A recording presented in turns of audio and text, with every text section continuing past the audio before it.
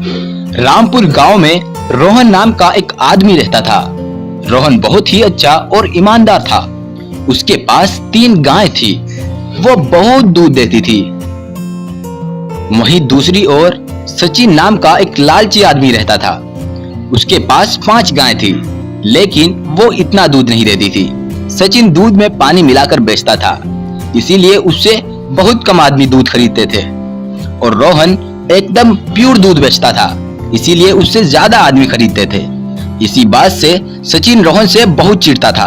अरे ये रोहन अपने आप को समझता क्या है, बस अब बहुत हो गया।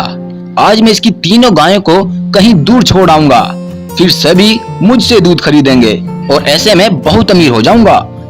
फिर जैसे ही रात होती है तो सचिन रोहन की 3 गायों को खोलकर दूर जंगल के अंदर छोड़ आता है। फिर सुबह को जब रोहन देखता है कि उसकी वहां पर एक भी गाय नहीं है, तब रोहन सर पकड़कर रोने लगता है। हाय भगवान, मैं लूट गया। मेरी 3 गाय किसने चुराई? अब मैं अपना खर्च कैसे चलाऊंगा? तभी सचिन रोहन को अपने ऊपर शक न होने की वजह से उसे यकीन दिलाने आता है। अरे रोहन भाई, क्या हुआ? तुम क्यों रो रहे हो? क्या बताऊं भाई, रात ना जाने किसने मेरी 3 गाय चुरा ली है।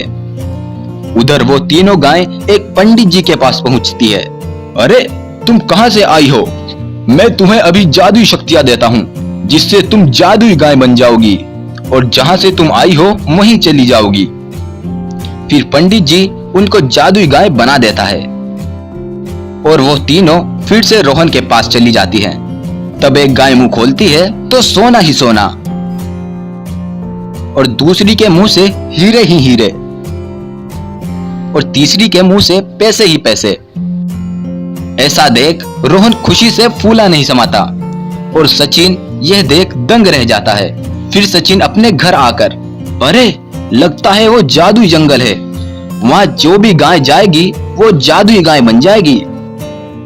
फिर सचिन भी अपनी सारी गायों को उसी जंगल में छोड़ देता है। लेकिन फिर कई दिन बीत जाते हैं। उसकी